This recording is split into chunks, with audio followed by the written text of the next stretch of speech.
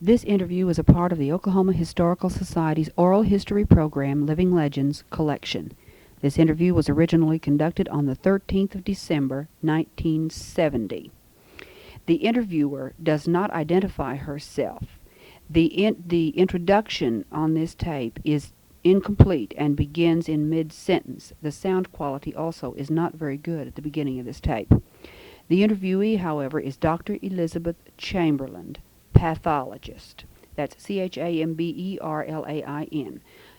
Dr. Chamberlain was interviewed in Bartlesville, Oklahoma, at the St. Luke's Episcopal Church, where she is the historian of that church.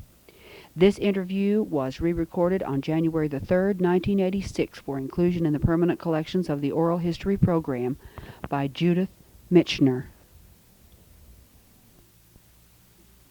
The Diocese of Oklahoma. I am in Bartlesville, Oklahoma, at St. Luke's Episcopal Church, about to interview Dr. Chamberlain, a longtime communicant of the Episcopal religion. Dr. Chamberlain, I would like to have you comment a little bit about your early days, where you were born, your parentage, and when you came to Oklahoma.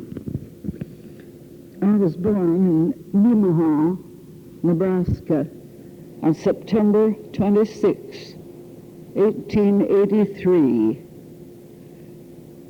My parents were of English descent. In fact, my mother's parents came direct from England, her elder brother having been born there. And my father had a long line of New England ancestors.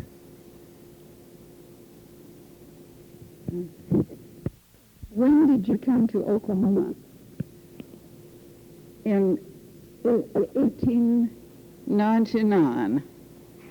By the way, on March 17th. My father was a country doctor, horse and buggy doctor, and he was tired of the severe winters of Nebraska, so he came to the milder Oklahoma. What city? Guthrie. Tell us something about early Guthrie. Guthrie was Oklahoma Territory, of course, in those days. Did it have an Episcopal church then? Yes, Trinity Church. Well, I think I'm not mistaken when I say it was the first Episcopal church. And Bishop Brook at that time lived in Guthrie. The rector was a venerable Englishman named Albert V. Nicholas. Did you know Bishop Brook very well? Oh, yes, I knew the whole family. Mrs. Brook and the two daughters. Well, they had 4 daughters and 1 son. The young son was drowned trying to rescue some students of his who were swimming in the Pacific. Did you happen to know Charles Barwick? No, I didn't know Charles. He was much younger. In fact, I don't remember him at all, but I knew the Barwick family. I've forgotten who his mother was, but I knew Miss Anna, and, well, I was pretty young then, and I don't remember much about the Barwick family. Do you remember laying of the cornerstone for the church in Guthrie? Oh, yes.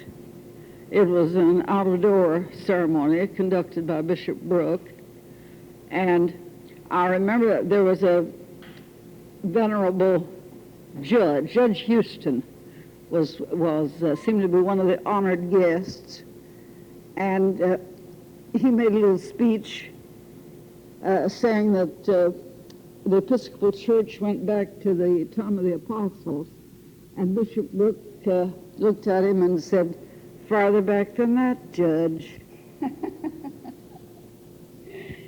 Did you receive your early education in Guthrie then? Well, elementary, of course, was in Nebraska. And in those days, we really studied grammar and spelling and the fundamentals.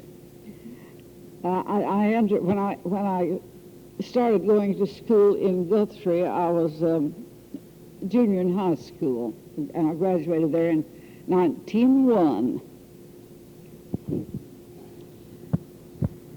Then that fall, I started at Oklahoma University, sort of a medical school. In fact, I got credit for it. But the teachers were good, but all the equipment was very meager. But somehow we managed. You know, they say all a teacher needs is a yard of blackboard and a box of chalk, and that's about all we had. How large a class did you have? Oh, I think there were 5. Were you the only woman? Yes, and there I did my dissection, which was accepted later at the school I attended, medical school. How did the male students accept a girl in the class of medicine? Well, they were always very nice to me, because I'm not the aggressive type. Mm-hmm. And while I was one of the boys in a way, still we had very good times together. And when I went to Creighton University in Omaha later, the same thing happened. The young men in the class were very good to me. What degree did you get in Creighton? MD. And later, where did you go? Well, you see, first, in explanation, I'll say that in those days, only a high school diploma was necessary to enter medical school. And there was no internship. There were a few meager internships handed out, but the majority of us didn't intern. Well, later, I decided I didn't like general practice, so my father sent me to Johns Hopkins in Baltimore and to Dr. Joseph Bloodgood. And there I learned something of pathology, which I followed the rest of my life. I was at Hopkins a full school year as a graduate student. When you left Johns Hopkins, where did you go? Back to Guthrie. And did you practice there? I did laboratory work to the best of my ability. No, the doctors weren't much interested in laboratory in those days, and the equipment was poor. But later, in 1915, I was appointed state bacteriologist by the State Department of Health, which had, at that time, temporarily had been moved to Guthrie. And there I met my husband, who was head of the Department of Vital Statistics, Henry West Chamberlain. After practicing a while in Guthrie, then you moved to Bartlesville. What year was that? That was November 1917. And I did a little general practice here at first. And then in 1920, encouraged by several of the doctors in Bartlesville, I bought equipment and started my own laboratory. And really and truly, I had to educate the doctors because they hadn't been accustomed to using laboratory technique. Later, Washington County Memorial Hospital was opened in 1922, and I moved my equipment out there and made that my headquarters. I stayed there for 27 years as pathologist. Meantime, I'd had various courses at Kansas City and St. Louis and San Francisco in keeping up to date in pathology. And I claim I'm the first pathologist in Oklahoma who actually did blood typing. Oh. Well, you were the first woman pathologist in Oklahoma. Oh, yes. Yes, I was.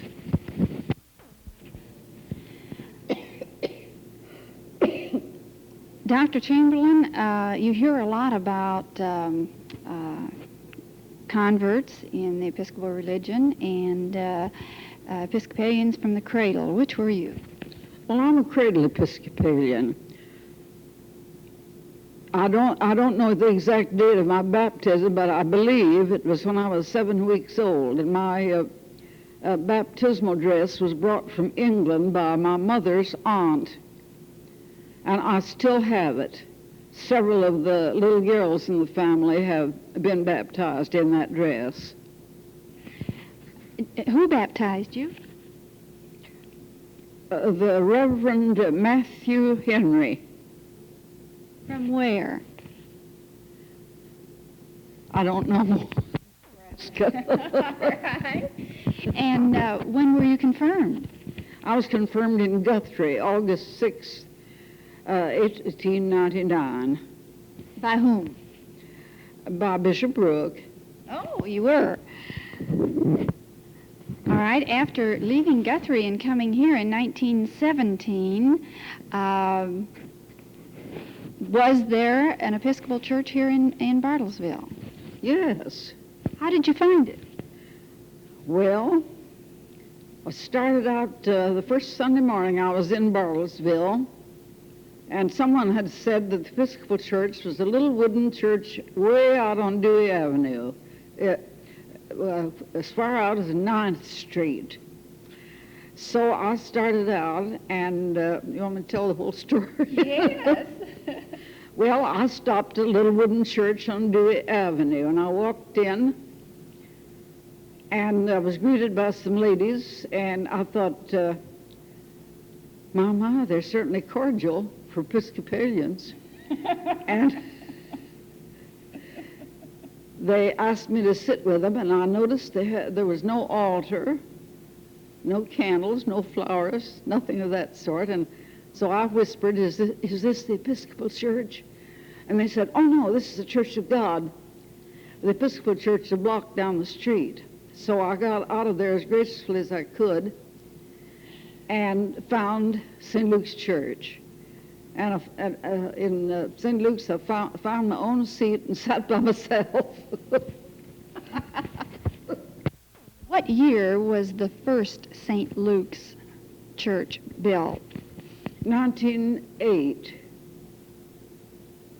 The parish had been founded in 1905, but they held their meetings, just any place, in some borrowed church or in a building downtown. But finally the church was built in 1908, little wooden church. It was a very beautiful church, very fitting. Everyone commented on, the churchly atmosphere of Old St. Luke's. Do you remember the number of communicants? No, I don't offhand. Who was the rector at that time? The Reverend William Metcalf. Now, this was the first rector of the church, or when you came? Well, yes. We the parish had, or the mission, it was a mission at that time, had several incumbents, but it was made a parish. I don't remember the exact date. Metcalf was the first rector. Did you become very active in the life of the church immediately?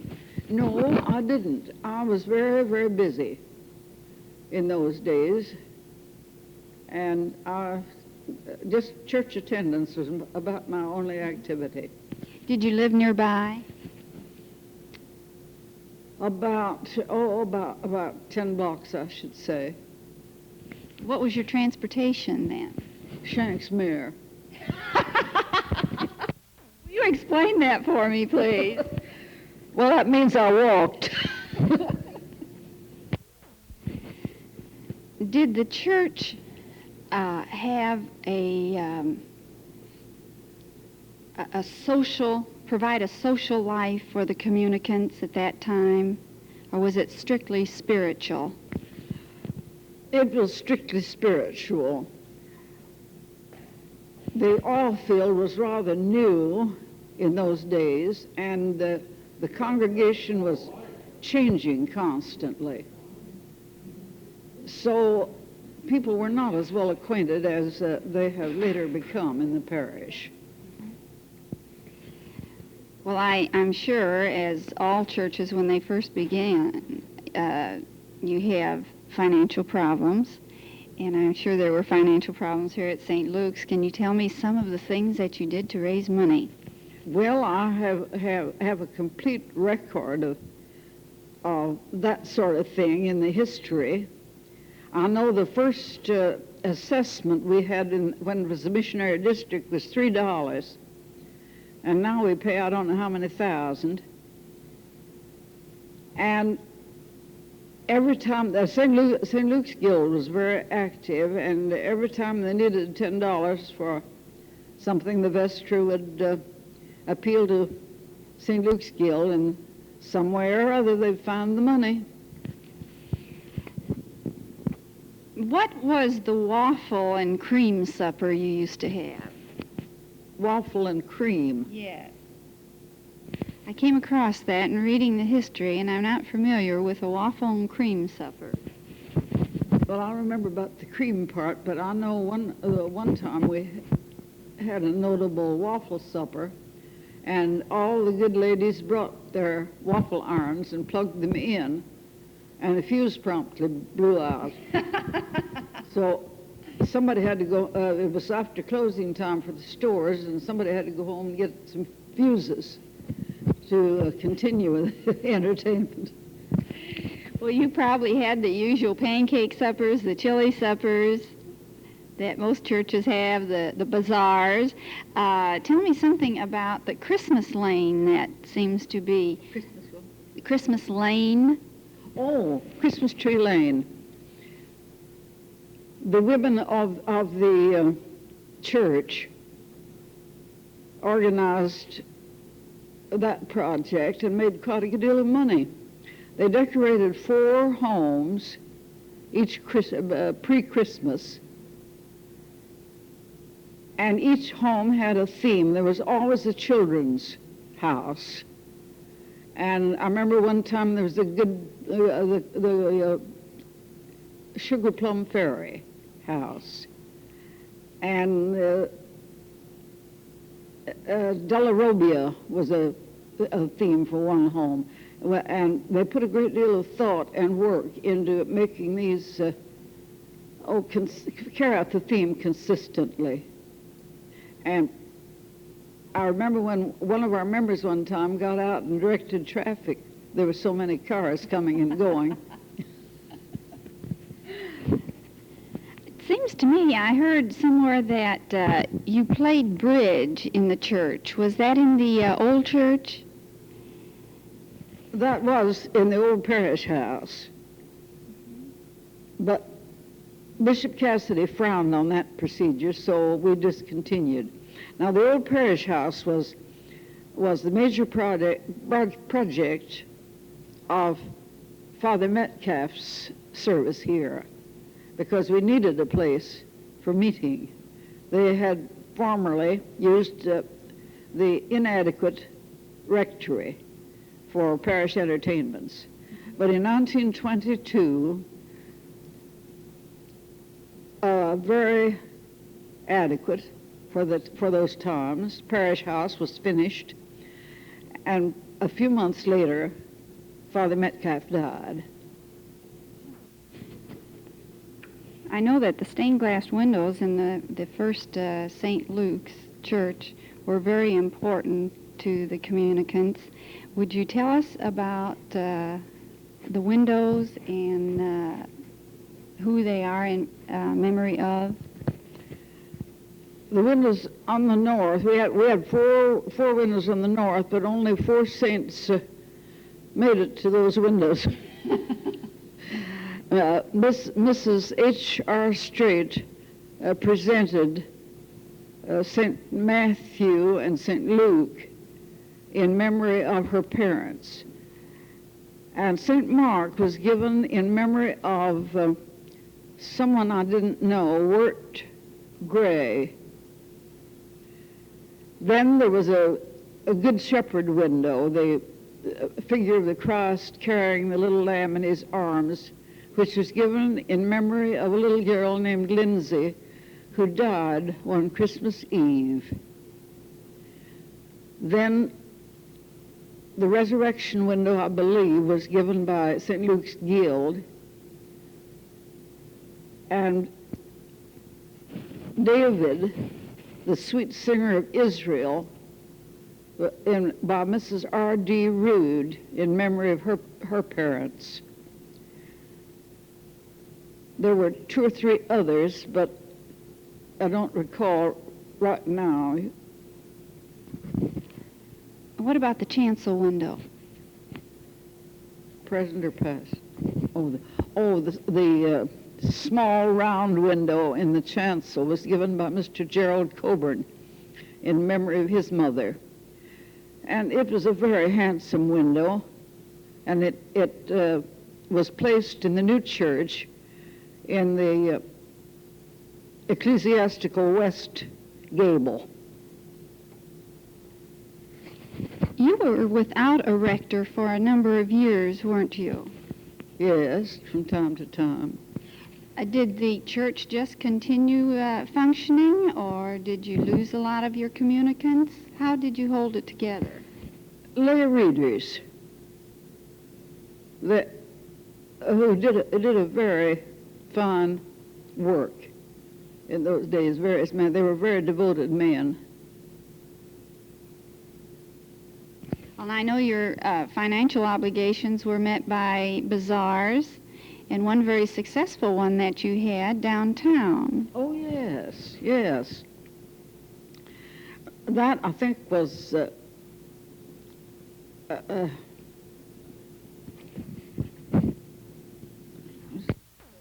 C.E. Murray was the leading spirit in that.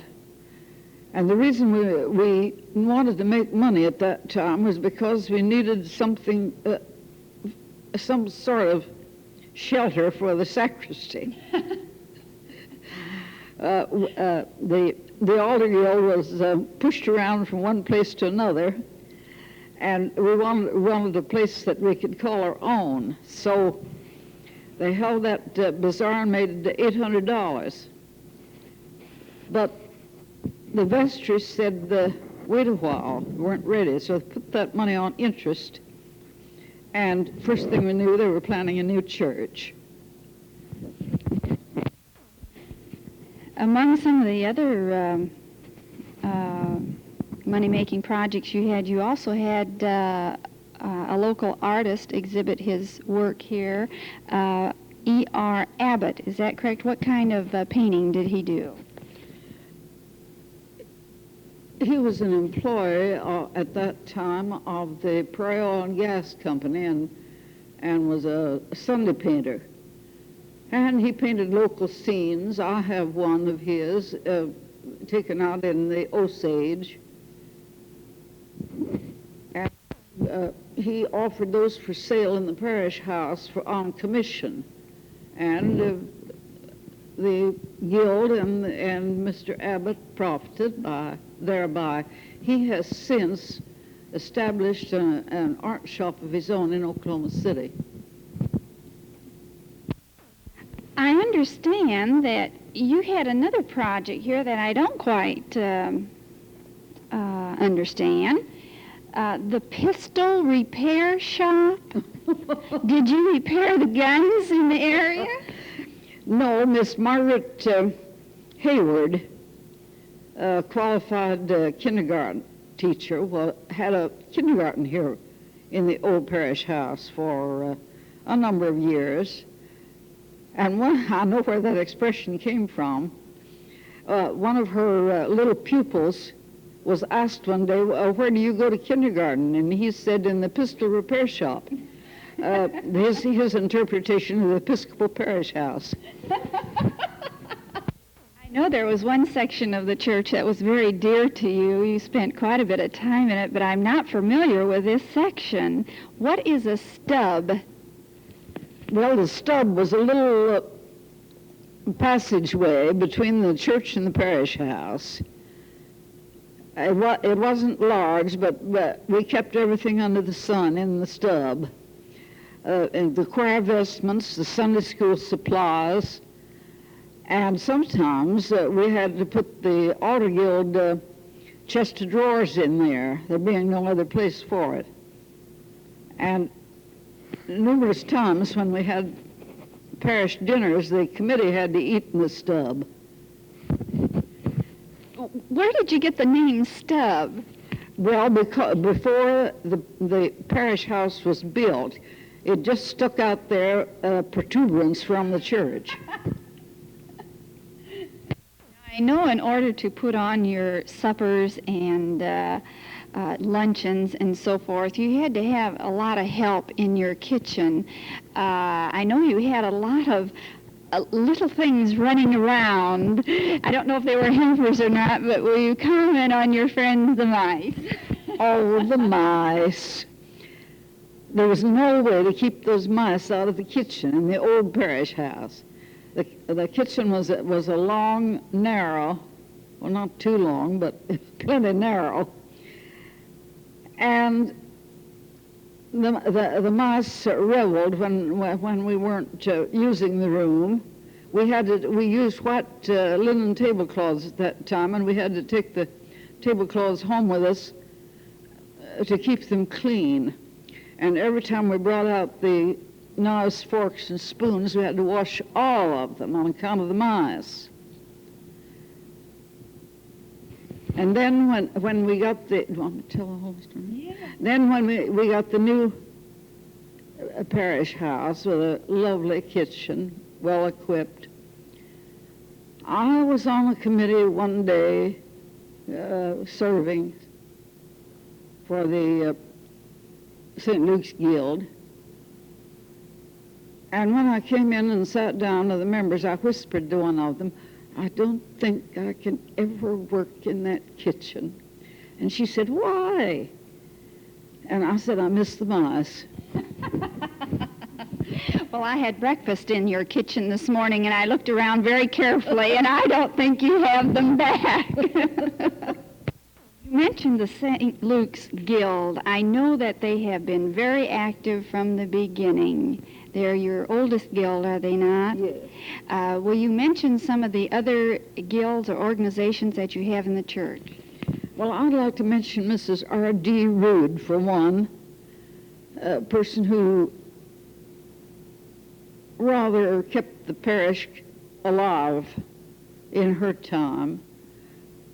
When the visiting clergy came, when the bishop came, Mrs. Rood's home was always open to them.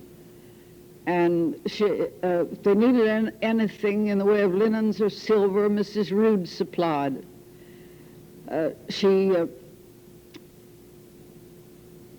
was always there and always helpful.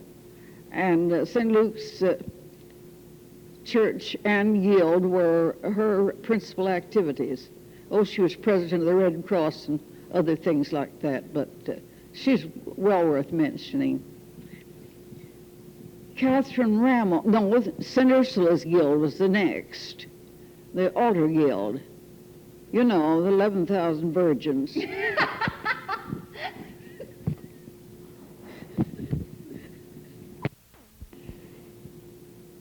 I was in St. Ursula's Guild for 16 years, and unfortunately I quit before the new church was built, so I never got to work in the new sacristy. But I know it must be a joy, except the girls say it isn't large enough. But, you know, members of the Order Guild are perfectionists. Rammel Guild. Now, Catherine Rammel is another devoted member worth mentioning. She is remembered for her work in the Sunday school. She would come down in Sunday morning and light the fire, unlock the door and light the fire, and put out the Sunday school materials, play the organ, teach a class, and after the children were gone, put all those things away and turn out the fire and lock the door. That sort of thing went on for a long, long time. And very fittingly, when the young matrons organized a guild of their own who could meet at night, they named it Catherine Rammel. A picture of her hangs in the upstairs lounge in our parish house.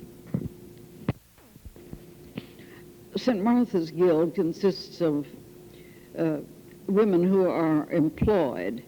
They meet at night, and I have visited their meetings once or twice and always enjoy their fine programs. Is that all the organizations that the women have then in the church? That's all women have.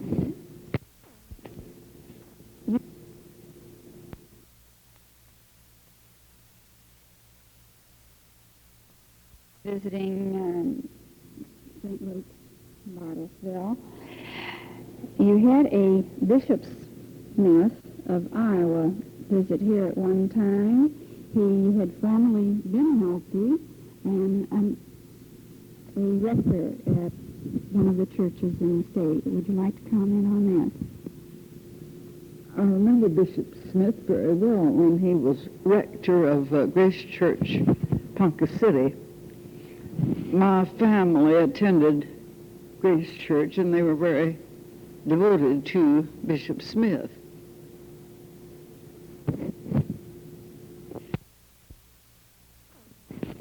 Like all churches do, they reach a point where they have worn out and need to be replaced.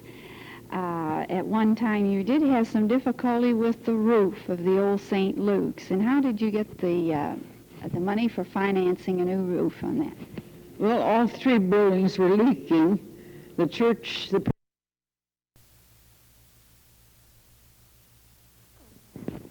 Like all churches do, they reach a point where they have worn out and need to be replaced. At one time, you did have some difficulty with the roof of the old St. Luke's. And how did you get the money for financing a new roof on that? well, all three buildings were leaking, the church, the parish house, and the rectory. So one of our parishioners, Hugh Crawford, made a model of the church and divided the roof into small sections and sold those sections for $30 apiece. And at that rate, it wasn't very long before we had money enough to re-roof all three buildings. I remember I was at the meeting when they decided to do that, and the rector, being from North Dakota in a rural district, Father Galen Onstad, said that some of the members of the parish, some of the men, could well do some of the work. And I said I didn't think that was a very good idea, because if they would fall from the roof and break a leg, then St. Luke's would be responsible for the accident and the debt. And there was a woman lawyer in the same committee, and she agreed with me heartily. So we raised enough money to pay workmen to do a professional job on the roofs. Now, the old St. Luke's was in existence for how long? From 1908 to, I think, 1955. you decided to build a new church, was it on the same site?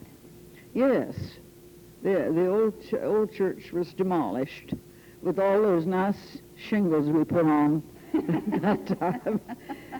The parish, the old wooden parish house was removed bodily and is now a residence.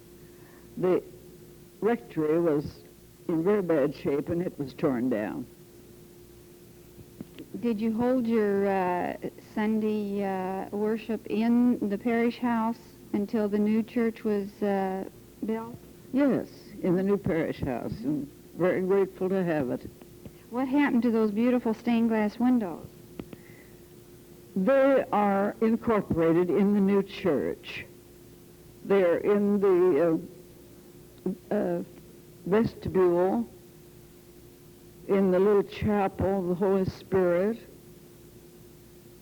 in the sacristy, and of course the one I mentioned in the west gable. And they're all in use. Now I know you have added some more stained glass windows. Would you comment briefly on that? Yes, we're very proud of our unusual windows. They depict the Christian year, starting clockwise around the church. They were designed by Mrs. Hilary Mahan and her daughter, Joyce Wilson. They were executed in St. Louis. They were given to St. Luke's in memory of Mr. Hilary Mahan. And they depict the Christian year. One of the stained glass windows directly behind the altar, very appropriate, is a window of Saint. Well, it's a three-part window. I don't know whether you'd call that a triptych or not, but of course Christ the King is the central figure, and on the left of the observer is St. Luke's with the caduceus of the medical profession and also the artist's palette, St. Luke having been something of an artist. On the other side is St. Hilary, who was a bishop in France in, I believe it was the 14th century. And he has all the accoutrements of the bishop's raiment. Now, I read something about when the church was being built, each stone was numbered, and they were put in a parking lot, and as the church was being constructed, the church was put together by the numbers. Is this correct? Yes, that's right. They were, for a long, long time, months, they were parked on the church parking and across the street on Cliff Peck's property, who was a communicant. Why were they numbered? It had not been another church and torn down and rebuilt here. Well, I don't know the details of that, but they had to be fitted into a certain place. It was all of cut stone. Also have incorporated in the wall of the church a stone from England. Well, Mrs. Hilary Mahan visited England when the church was being planned and brought back a piece of stone from the rubble which had once been a part of the walls of Canterbury Cathedral. She brought this home and it was incorporated in the walls of St. Luke's. All right, now who was your rector when this building project was going on? The Reverend Richard Rogers. How long was he with the church? from 1947 to 1966 Do you know where he is now? in Fort Worth. We talked about the women's organizations in the old St. Luke's. I understand that you also had some men's organizations in the new St. Luke's. Can you comment on that? The Brotherhood of St. Andrew is very active in anything they can do to help around St. Luke's. They meet, bless their hearts, at 6 o'clock in the morning on Wednesday every week and have their meeting, then communion, and then breakfast. They're a very devoted group. And then there's the Men's Luncheon Club, meets once a month on Fridays. And it is well attended. They asked me to make a talk one time on the history of St. Luke's, which I gladly did.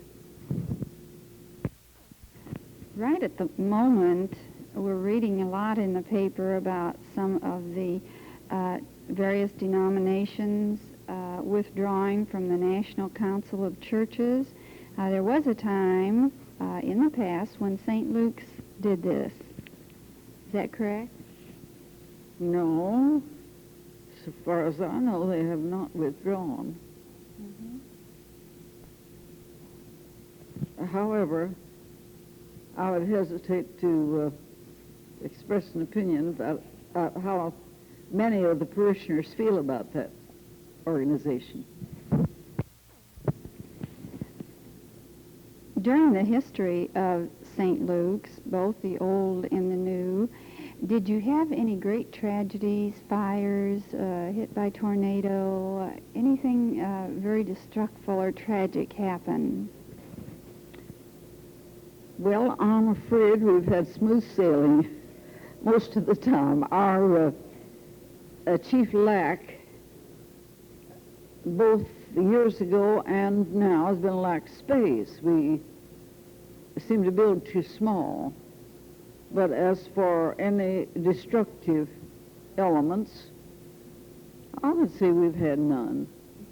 How many communities? Well, you certainly have done a lot of building. You have a beautiful church, a nice big church. You have a rectory. You have a fine parish house. And you also have another addition here in the block that I have not visited yet, but I'd like to hear about it. Well, shall I call it by name? Yes. Well, we own the land and buildings on which the Camp Funeral Home operates. We bought that for security, insurance, so they wouldn't put a filling station down there on the corner if the funeral home ever leaves the place. So we own this half block here in Bartlesville. Well, the Episcopalians of Bartlesville are certainly active people. You have been very instrumental in making Jane Phillips Episcopal Hospital what it is today. You have this very fine church, St. Luke's, and you have the mortuary next door. You sort of have your communicants coming and going, right? Right. This has been an excellent interview with Dr. Elizabeth Chamberlain, who is historian of St. Luke's in Bartlesville. And she has provided the archives with many fine pictures, excellent written history, and we have been most pleased to come and interview her.